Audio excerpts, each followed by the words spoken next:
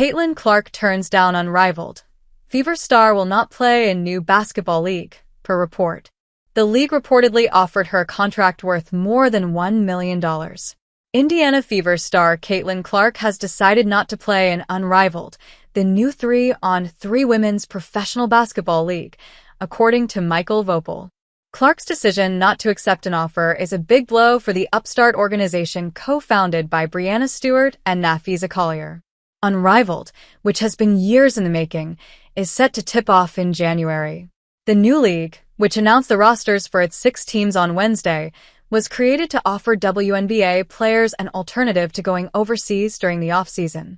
For a long time, going overseas was the only option that people had in their offseason, and so this is kind of changing the narrative around that and giving another option, Collier said earlier this year.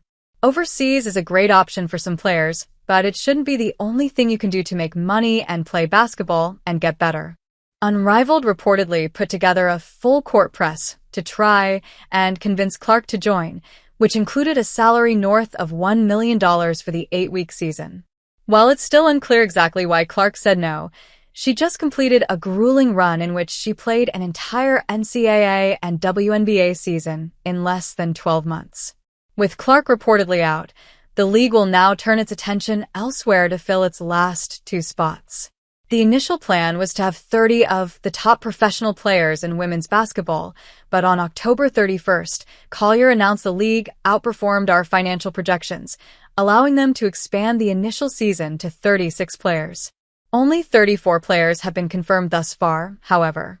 Opening night is set for January 17th, and the season will last for 8 weeks, with games on Monday, Friday, and Saturday nights. Even though the league is 3-on-3, it will be played on a slightly smaller, full court with 4 7-minute quarters. A full set of rules has not yet been released, but Collier said it will look like normal basketball with more spacing. In addition to the league games, there will be a 1-on-1 tournament in February with $250,000 prize for the winner. While exact salaries were not disclosed, each player involved in the inaugural season will make a minimum of 6 figures and receive equity in the league. Women's sports is on such a rise, and it feels like everyone is benefiting from that except the women in the sport, and obviously that's something we're trying to change, and then also create generational wealth for these women, Collier told We Need to Talk last year. From the beginning, Stewart and I really set out to create a league that was founded on that principle that players deserve compensation and ownership that reflect their value.